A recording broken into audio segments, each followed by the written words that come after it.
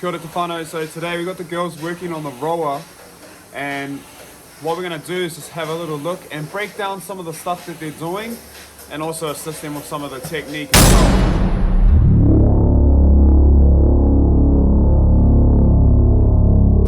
So when we're working on this rower, what we want to try and be doing is keeping it really smooth. Alright, and there's a bit of a relationship between your setting on the side and the way that you move, the stroke rate, and how much power you're producing each stroke that you do. So there's those few things to consider. But then there's also the fact that your distance or the time you're going to do the row for, so I guess your interval, is really important as well.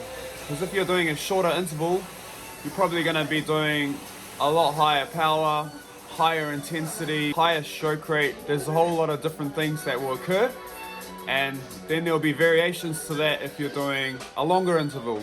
So when you start working into those really long distances, plus 2Ks, up to that 100K, you really have to know what your stroke rate is going to be, what your power output is going to be, or your speed or your pace. And then you really have to have an idea for movement. So the girls are rowing 300s today. With their 300 meter efforts, they're going to be doing 10 efforts and they're mixing that in with some other exercises as well.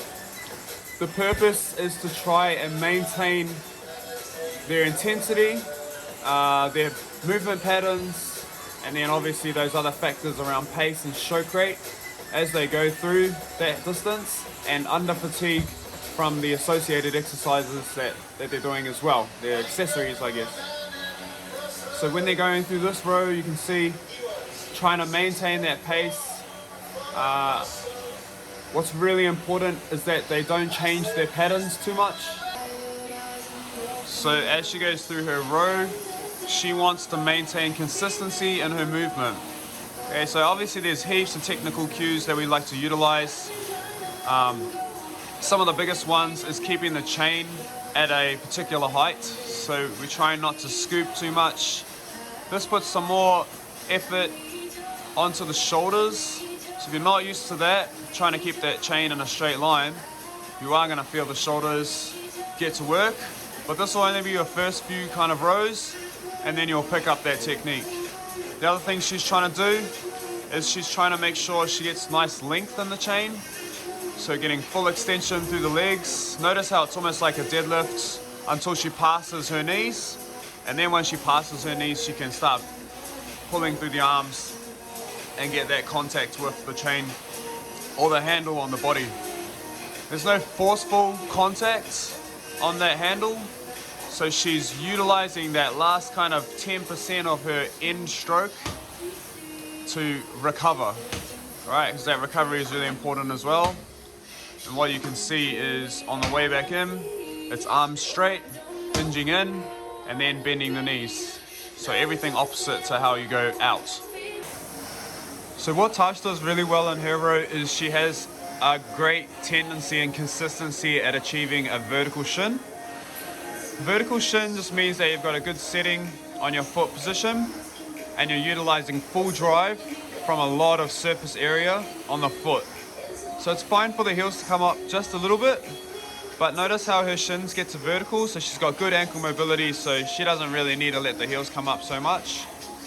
If you wanted to, on the longer rows, you can switch it up to allow that shin to drift just past vertical each time, but on the shorter ones, you probably want that shin hitting vertical, and you want to drive off as much of the foot as you can to get maximum power.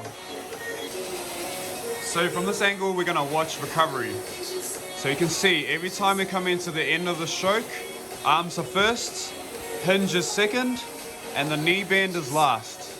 What this will do is it'll help you with your catch position, which is right there. That's the catch. And it'll stop you from hitting your seat into your feet because you'll be loaded through the posterior chain. Every time you reach forward and then hinge before you bend your knees, you load a lot more posterior chain, and that means that you can load those larger muscle groups like the hamstrings and the glutes. What she also does really well is she doesn't pull with her toes to get herself back in. Okay, so you can see every time she's at the end, there's no excessive pulling through the toes. There will be a little bit on shorter intervals because you want to try keep your stroke rate up high. So when you do a really short interval, even shorter than this, like 20 seconds or something, it's fine to pull in with those toes, but I would not recommend it on anything much longer.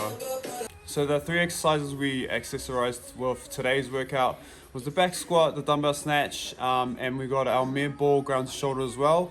All 3 of these exercises are pretty much leg dominant, and the reason I use them is because they match up really well with the rower to help us to produce more power.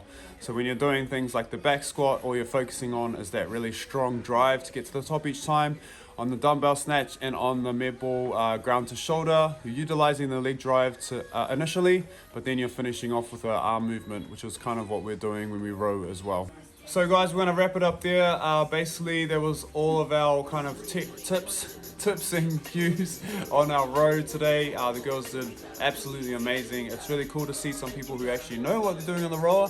But if you don't know what to do, hit us up with a comment down below for more tips and tricks. If you want to send your videos through to be critiqued so we can help you improve that as well, then let us know in our DMs on @The Collective Training. That's our Instagram page, and we can help you out with that.